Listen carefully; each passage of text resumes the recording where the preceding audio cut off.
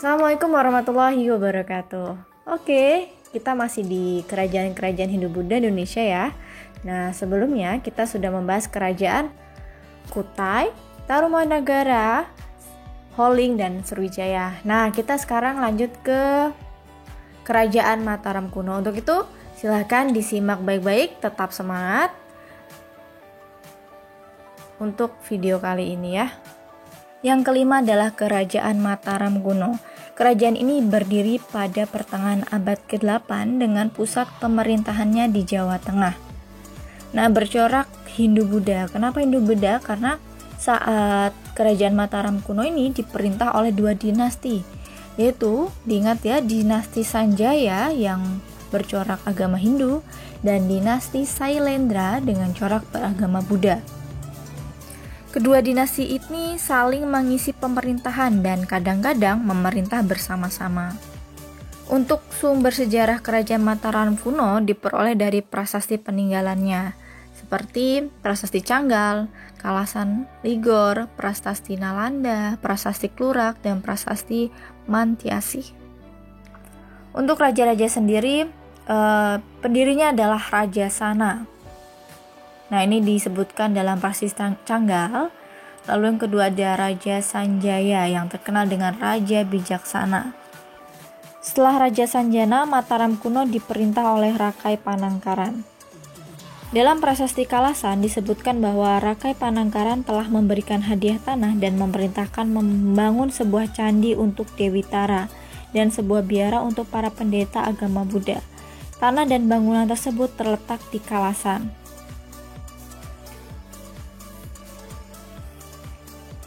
Hal ini menunjukkan bahwa Rakai Panangkaran mendukung adanya perkembangan agama Buddha. Sepeninggal Rakai Panangkaran, akhirnya Mataram kuno terpecah menjadi dua, yaitu keluarga Sanjaya dan keluarga Shailendra.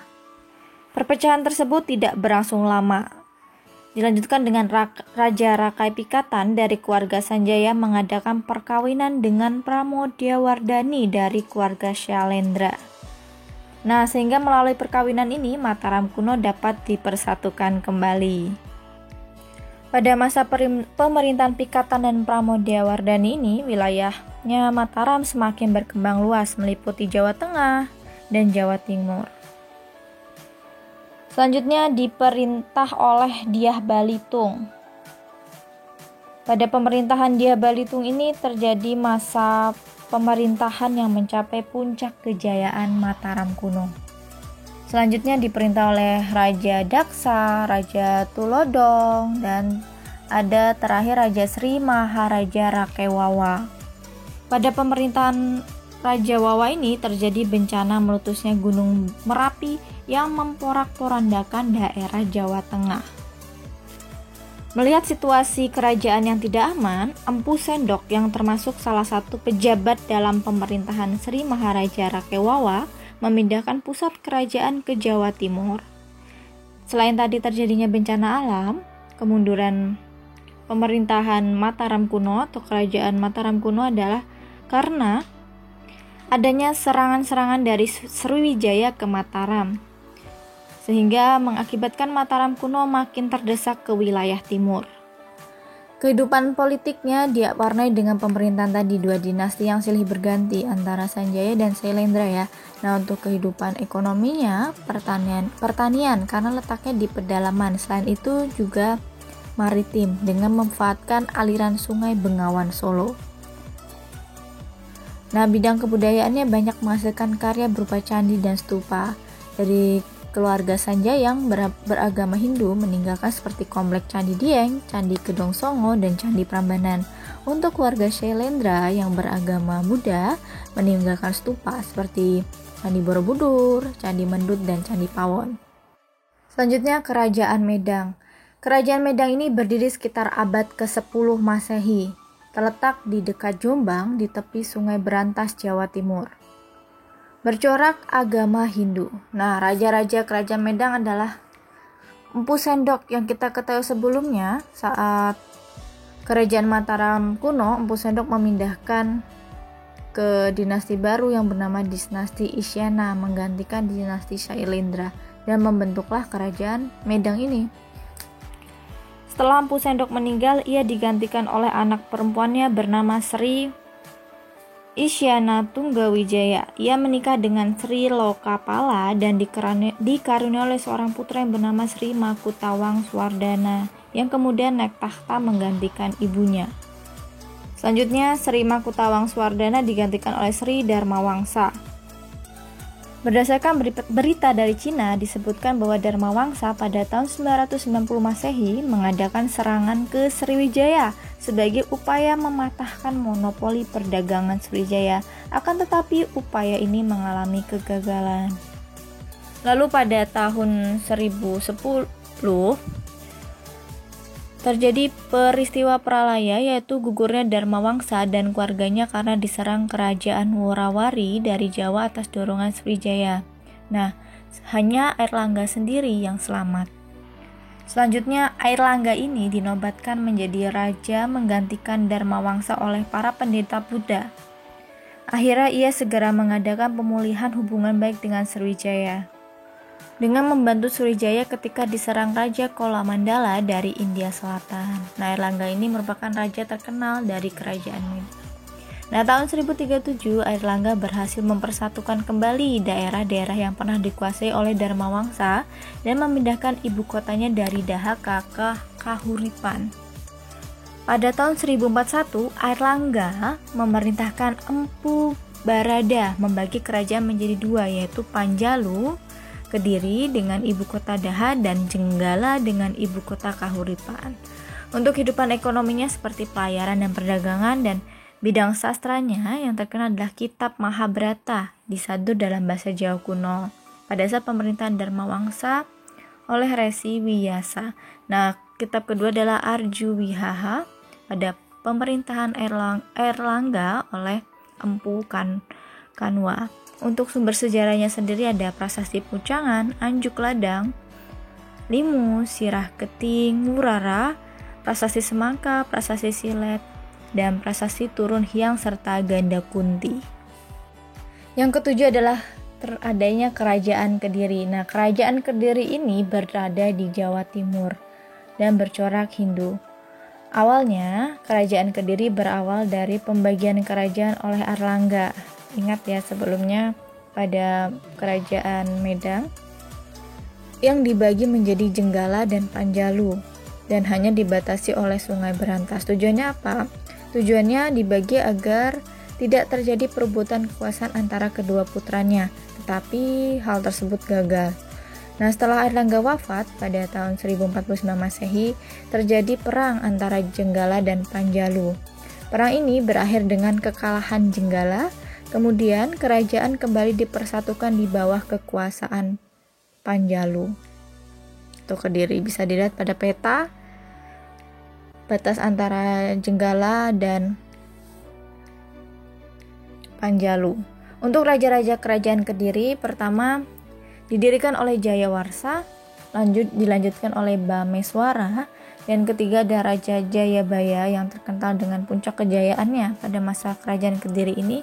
Lalu Sarwewara, kelima Gandara, keenam Kameswara, dan ketujuh Kertajaya.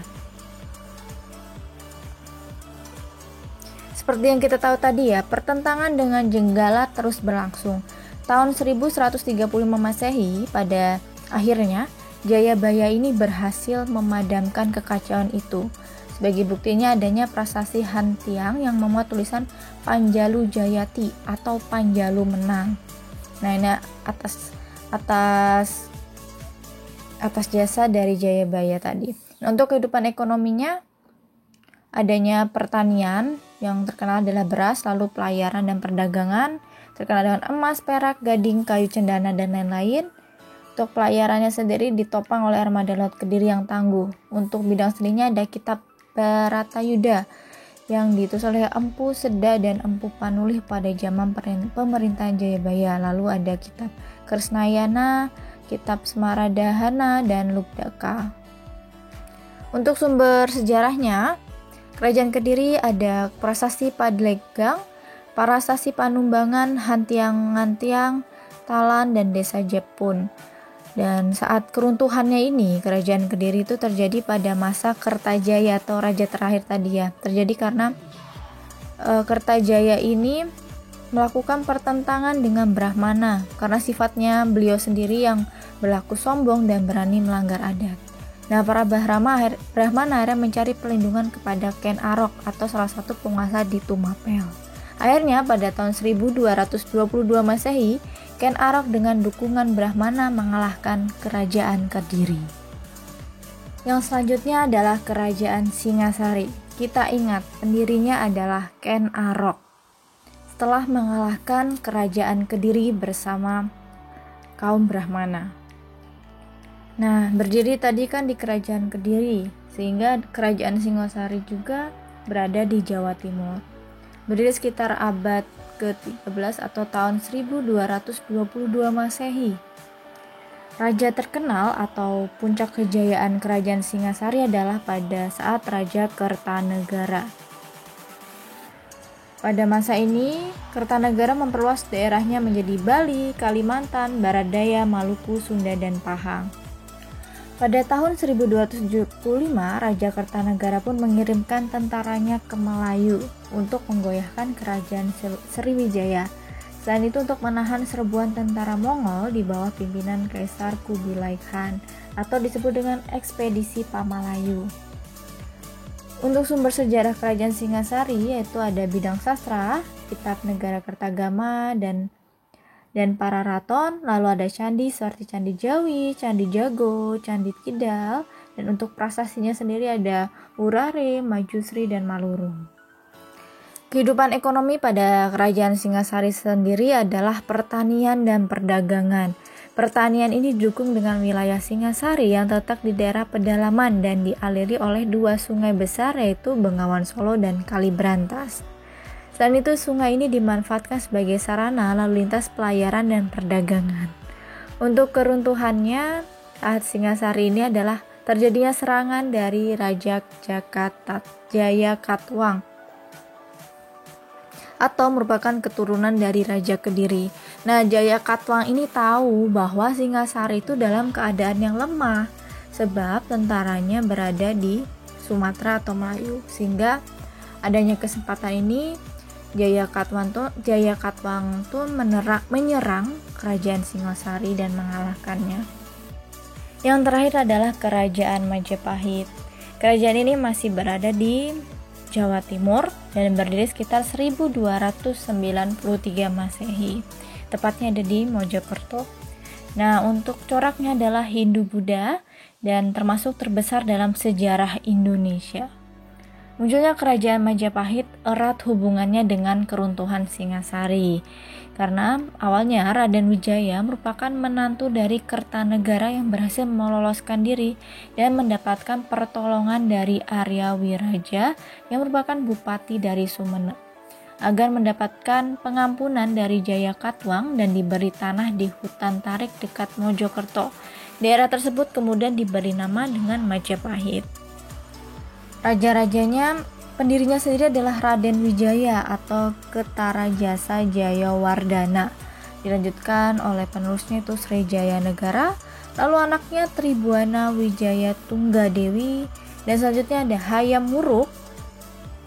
Nah, Hayam Wuruk ini adalah masa kejayaan dari kerajaan Majapahit. Lalu Wikaramarwardana, dia Ayu Kencana Wungu, dan terakhir Kertawijaya Brawijaya 1-7. Kerajaan Majapahit mencapai masa kejayaan pada era Raja Hayam Wuruk dari tahun 1350 sampai 1389 Masehi. Ini pun karena berkat adanya dukungan dari Mahapatih Gajah Mada atau patihnya yang sangat gigih dalam berperang mempersatukan Nusantara, dan lahirlah Sumpah Palapa. Untuk keruntuhan Majapahit sendiri yaitu karena ada 4 hal. Pertama, wafatnya Patih Gajah Mada pada tahun 1368 Masehi dan disusul oleh Hayam Wuruk pada tahun 1389 Masehi. Lalu kedua, adanya perebutan tahta yang menyebabkan perang saudara antara Kusumawardani dengan Wirabumi atau bisa disebut dengan perang para Grek Yang ketiga, meluasnya pengaruh Islam. Dan yang terakhir, lahirnya Kesultanan Demak pada tahun 1522 dan Kerajaan Majapahit sehingga berhasil dikuasai seutuhnya oleh Demak. Nah, saat itu dipimpin oleh Adipati Unus. Untuk bidang ekonominya, Majapahit berkembang menjadi negara agraris dan maritim. Dan sumber sejarahnya sendiri ada prasasti Gunung Batak, Kudadu, Blambangan, Langgaran, Pararaton, Sutasoma, dan Negara Kertagama. Nah, yang terkenal kan ada dua nih, Negara Kertagama dan Sutasoma. Negara Kertagama ini dibuat oleh Empu Prapanca yang di dalamnya berisi tentang perkembangan kerajaan Majapahit saat masa Hayam Wuruk. Dan yang kedua adalah Kitab Sutasoma yang ditulis oleh Empu Tantular dengan seperti kita ketahui terkenal isinya yaitu Bhinneka Tunggal Ika, dan bidang seninya ada Candi Penataran dan Sarwantar di Blitar, Candi Tigarwangi dan Surwawana di Pare Kediri, dan terakhir Candi Tigus ada di Trowulan Mojokerto dan lain sebagainya. Alhamdulillahirobbilalamin, telah selesai materi hari ini tentang kerajaan-kerajaan Indonesia yang bercorak Hindu-Buddha. Nah, mohon maaf bila saya banyak salah kata. Dan untuk anak-anakku semua tetap semangat. Saya akhiri pertemuan kali ini, kita lanjutkan di pertemuan berikutnya ya. Wassalamualaikum warahmatullahi wabarakatuh.